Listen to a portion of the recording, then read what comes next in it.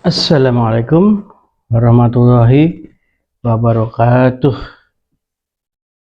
Apa kabar rekan-rekan semuanya, teman-temanku semuanya, para subscriber, para viewer dan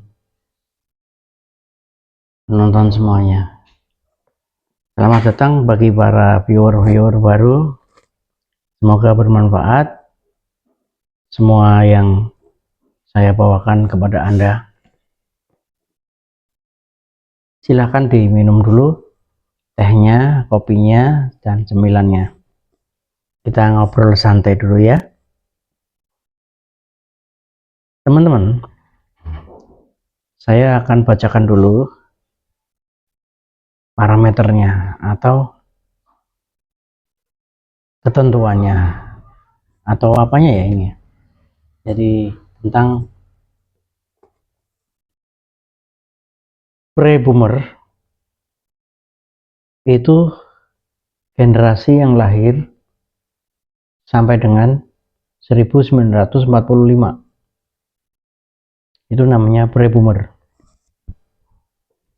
Kemudian ada yang namanya baby boomer.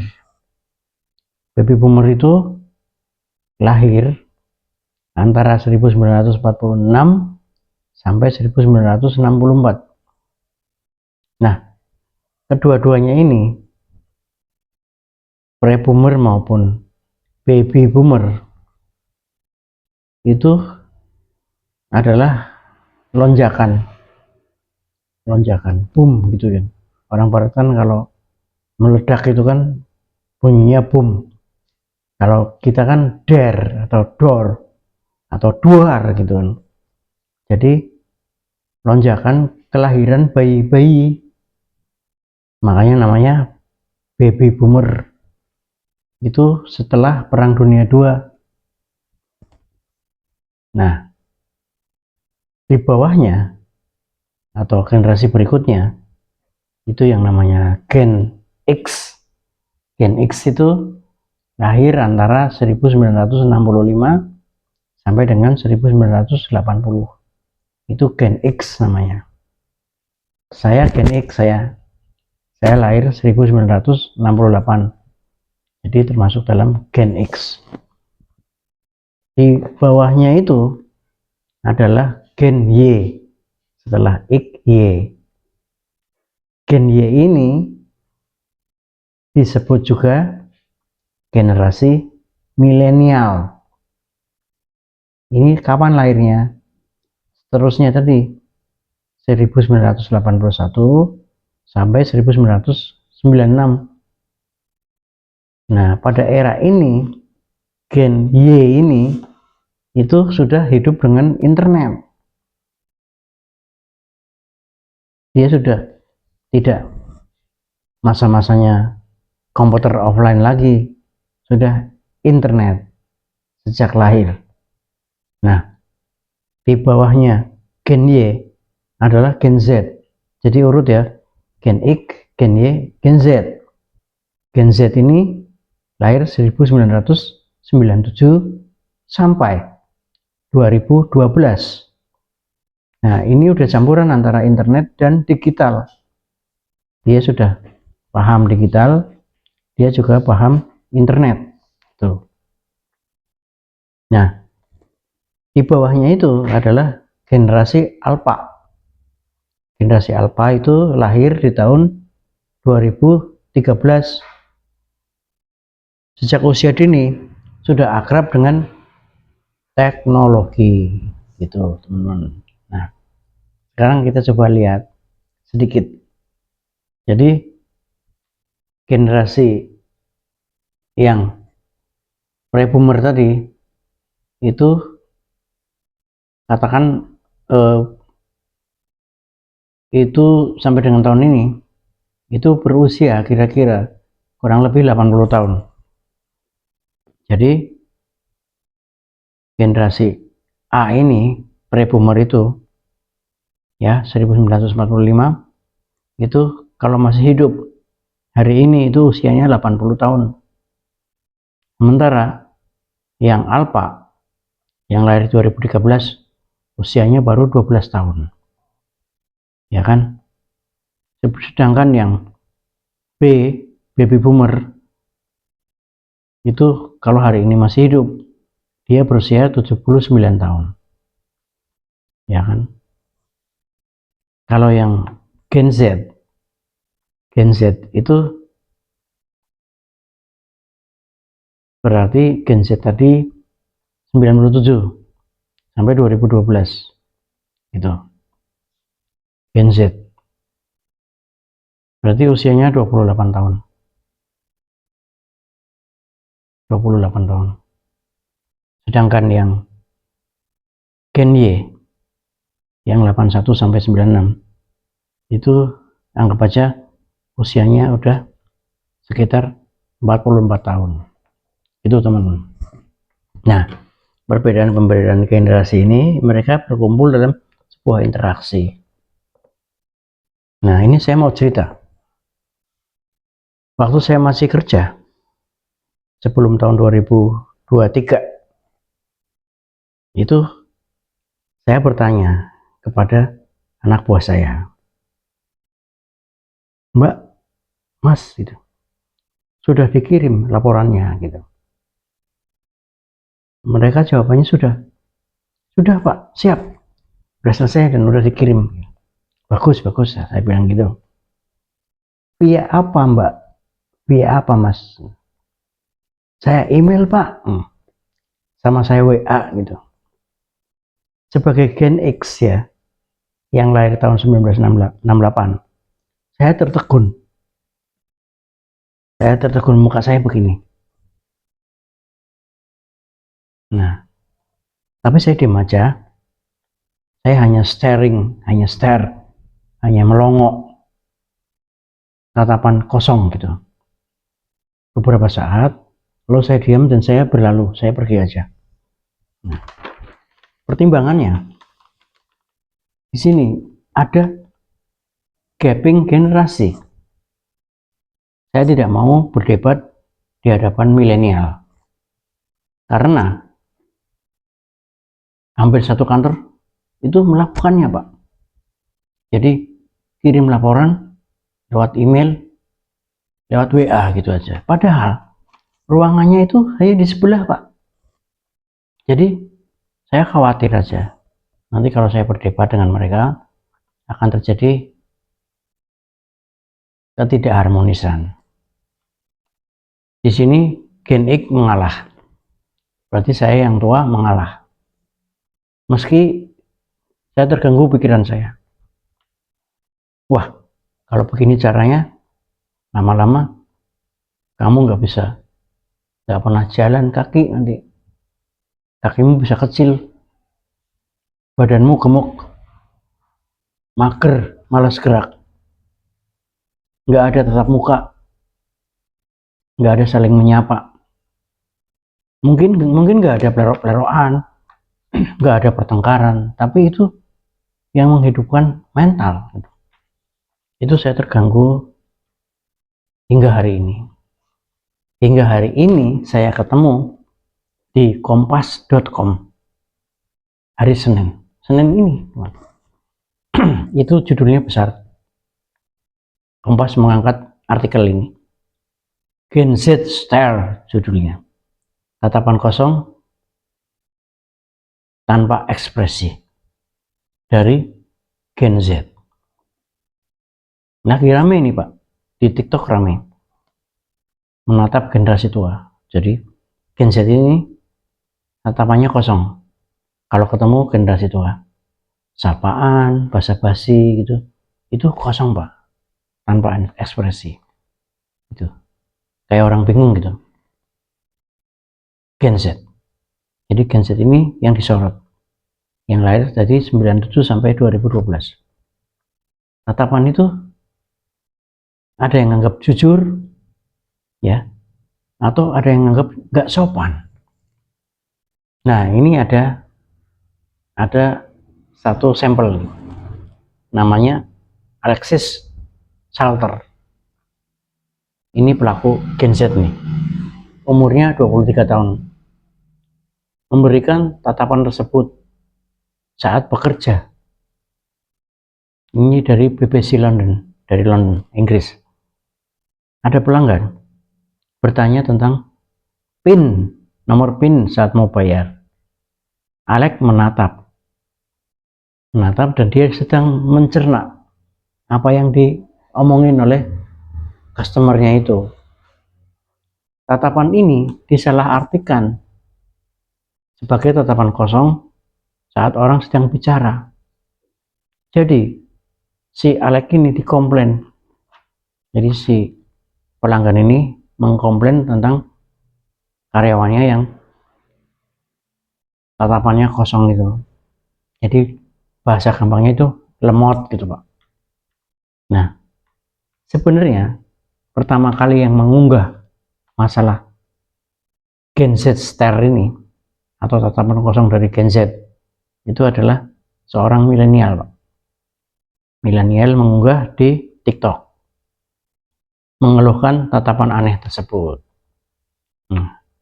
Jadi Gen Z ini wajahnya datar-datar aja, tanpa emosi, menatap kosong, dan ini menjadi ciri khas Gen Z. Nah, ini di dalam berita tersebut. Dan di dalam berita ini juga pendapat para pakar. Pendapat para pakar ini gini, penyebabnya apa gitu? Penyebabnya apa gitu? Yang pertama, sebab yang pertama ini, itu adalah isolasi pandemi COVID-19. Jadi ini dari Universitas Stanford, Pak, Inggris. Gen Z tidak pernah mengalami dunia tanpa internet. Demikian ditulis begitu. Banyak menghabiskan masa remaja dari awal sampai akhir dalam karantina COVID. Alasannya itu. Tapi nanti saya kasih tanda dulu ini. COVID benar-benar jadi penyebab apa enggak? Nah, kemudian Mark McGrindle itu peneliti sosial. Dia bilang begini, Gen Z menamatkan sekolah dengan belajar daring. Bener ini. Lebih suka belanja online. Lebih suka berkomunikasi secara online. Itu. Pertimbangannya efisiensi interaksi melalui teknologi. Jadi maksudnya, oh kalau bisa WA ngapain harus ketemu gitu kan? Kalau bisa telepon ngapain ketemu gitu. Jadi praktis gitu. Gen Z ini. Ini menurut Mark McGrindle. Kemudian MAG7 Consulting dari USA, Amerika, namanya Barry Garabedian, itu sependapat dengan Mark McGrindle tadi. Jadi dia berpendapat bahwa kebiasaan berkomunikasi di depan layar ya membuat Gen Z itu mengalami kecemasan saat dipaksa atau terpaksa menanggapi sesuatu di depan mata secara langsung dan spontan. Jadi saat tatapan muka langsung itu mereka sedang memproses cara untuk merespon secara sempurna, bukan merespon secara spontan. Gini, Anda ingat Gen Z ya, main layangan, main bola gitu kan, main petak umpet gitu kan, main apa lagi, gobak sodor gitu ya. Itu kan anak-anak pada kumpul, mereka saling tatap muka, saling bersenggolan gitu, bahkan kadang-kadang tukaran gelut gitu kan. Jadi ini kan respon-respon spontan ya enggak? Tapi kalau Gen Z itu responnya maunya sempurna, karena pola pikirnya sudah kayak komputer Pak. Jadi if A then B gitu. Jadi udah pakai rumus otaknya. Nah ini yang membuat proses ini jadi dia tertegun melongo, dan tatapan kosong tadi gitu. Tapi tenang aja, selalu ada oposan. Jadi pendapat-pendapat tadi itu ada yang oposan, yaitu Universitas Australia, Universitas Edith Cowan, itu psikolog namanya Shane Rogers, itu menganggap pendapat-pendapat di atas Pak itu nggak valid Pak, karena belum ada bukti ilmiah. Ya ini benar juga gitu. Nah itu sebab yang pertama, COVID-19 dan beberapa hal tadi. Penyebab yang kedua, kenapa Gen Z ini suka melongo, suka berpandangan kosong, tatapan kosong, itu karena kurang keterampilan sosial. Ini yang ngomong adalah pakar, ahli, master perbedaan generasi. Jadi perbedaan generasi ini ada profesornya juga ya Pak ya, dari Amerika. Itu para pakar ini bilang tatapan kosong itu adalah masalah kurangnya keterampilan sosial, titik gitu. Jadi bukan karena COVID gitu, bukan karena COVID, tapi karena kekurangan interaksi sosial tatap muka. Ini menyebabkan tingkat kecemasan sosial tinggi. Jadi kalau saya boleh terjemahkan itu karena jarang ketemu orang. Yang namanya jarang itu kan kalau ketemu kaget Pak, bagaimana responnya gitu. Ini maksud yang dimaksud dengan kecemasan sosial, menghabiskan masa remaja dengan sedikit waktu dengan orang lain. Jadi padahal waktu remaja-remaja ini adalah waktu-waktu yang golden, keemasan, waktu spesial untuk mengembangkan keterampilan sosial. Jadi ini kurangnya keterampilan sosial adalah temuan dari ahli perbedaan generasi dari Amerika. Berikutnya disampaikan juga bahwa jangan salahkan perbedaan generasi. Gen Z memang kurang berpengalaman dalam interaksi sosial tatap muka. Jadi maksudnya ya Gen Z udah begitu, jangan disalah-salahkan, kasihan gitu. Karena zamannya sudah seperti itu gitu. Ini menurut pakar perbedaan generasi dari Amerika.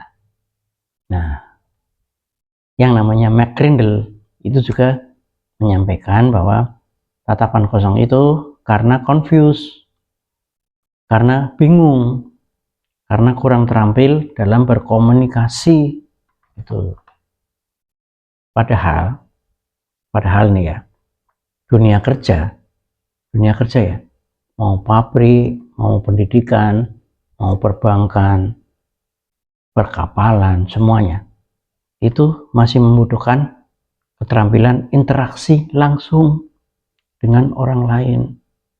Nggak ada orang yang bekerja 100% hanya menghadapi komputer, itu nggak ada. Tetap ada hubungan dengan orang lain. Ini faktanya. Jadi efeknya apa? Ini ada survei terbaru yang menyampaikan bahwa para pencari kerja itu ragu mempekerjakan anak muda karena kurangnya keterampilan berkomunikasi dan berkolaborasi gitu. Dan dikhawatirkan lebih banyak salah paham, nanti akan terjadi banyak salah paham antara Gen X dengan generasi-generasi sebelumnya gitu. Itu adalah cerita dari ilmu pengetahuan yang berasal dari Amerika dan Inggris. Nah, sekarang kita coba bandingkan dengan agama. Syariat agama kita itu mengajarkan seperti apa?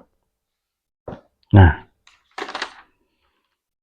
wallahu alam, wallahu alam. Hanya Allah yang tahu. Dalam ziarah blog Islam itu hari Senin 17 Desember 2012 itu dia membahas makna hadis antum a'lamu bi umurid duniakum. Itu kamu lebih tahu mengenai urusan duniamu. Nanti teman-teman cek ya di internet, itu banyak yang membahas antum a'lamu bi umurid duniakum. Barangkali saya nanti kurang kafah ya, kurang komprehensif, nanti di cross check aja. Dari kitab Al-Ibris dari Syekh Ibnul Mubarak bertanya kepada guru besarnya, yaitu Abdul Aziz Al-Dabbaq, mengenai hadis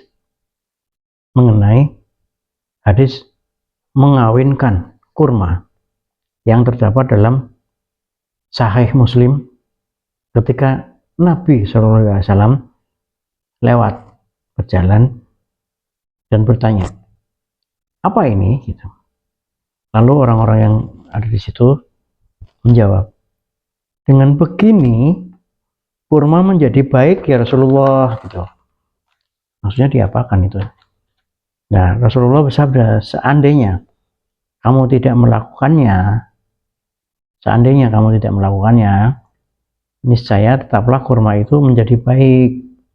Gitu. Mereka lalu tidak mengawinkan kurmanya, lalu kurmanya menjadi jelek, nggak dikawinkan, jadi kurmanya jelek. Ya. Ketika melihat itu, Nabi bersabda, ada apa kurma ini menjadi jelek begini? Gitu.